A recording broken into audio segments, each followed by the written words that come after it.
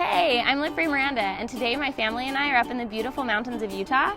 We noticed that there were wild daisy patches all over, and they're starting to get a little dry, so we thought before they all disappear for the year, we better make some daisy crowns.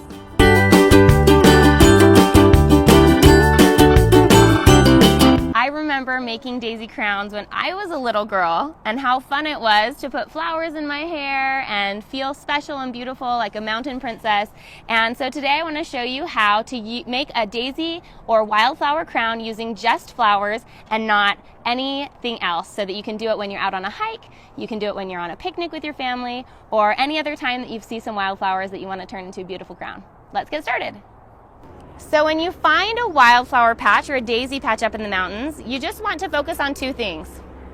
You want your stems to be as long as possible, so that will give you lots of room to work as you're making your crown. And you also want most of the petals to be pretty and not super dry. So in the mountains today, those are perfect. We have some patches where a lot of the daisies are getting dry, and then they're just not going to be as pretty on a crown. So we're looking for ones with long stems that have really pretty petals like those, right? Yeah.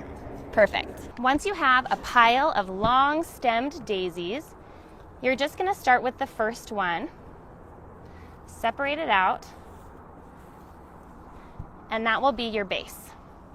Then grab a second flower, preferably one that is by itself like this, and you're going to lay it right next to the first one, and then wrap the stem up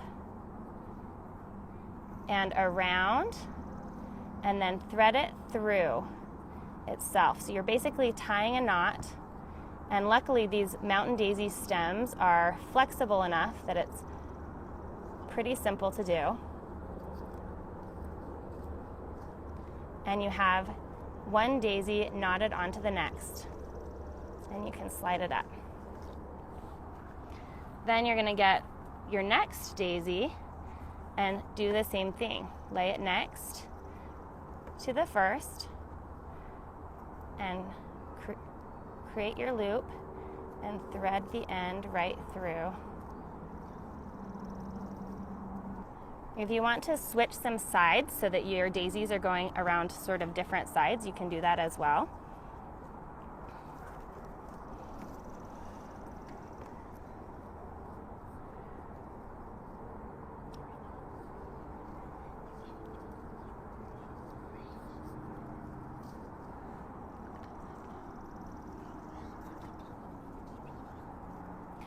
If once in a while you have a little daisy that breaks off, you can either start over using a little bit less, or just discard it and move on to your next one. I like to leave the leaves of the daisies on, so it creates a little bit more of a full look with your finished crown. But if you want to strip them down first, you can also do that. Once you get a few put together, enough that you may think you're almost ready for a crown, then you can break off a few of your ends and start to tuck these other little ones in and around. When you get to the point that you have a lot of extra little stems, you can just use smaller stems to kind of fill in those gaps. Wrap it around and then knot it through just like you did before, just to kind of tie up those loose ends. This is going to look wild because it's a wilderness crown, and that is part of the fun and part of the beauty. So just use some smaller stems, fill in where you need to, and you can wrap it around a couple times to kind of secure things where you want it secure, and then tuck the ends.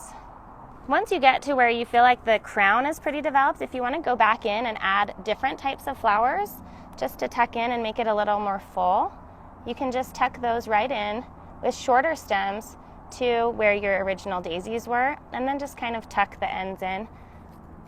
Lots of adding and tucking.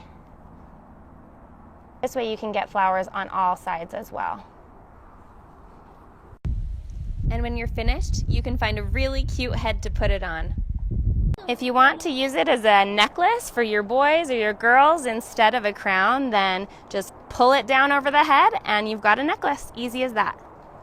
Just a few minutes with some wildflowers and that's it. You can make a beautiful daisy crown and be a princess of the mountain, right? Yeah. Right. Let me see your smiling princess face. Oh, there it is. Are you a mountain princess like your mama? Yes.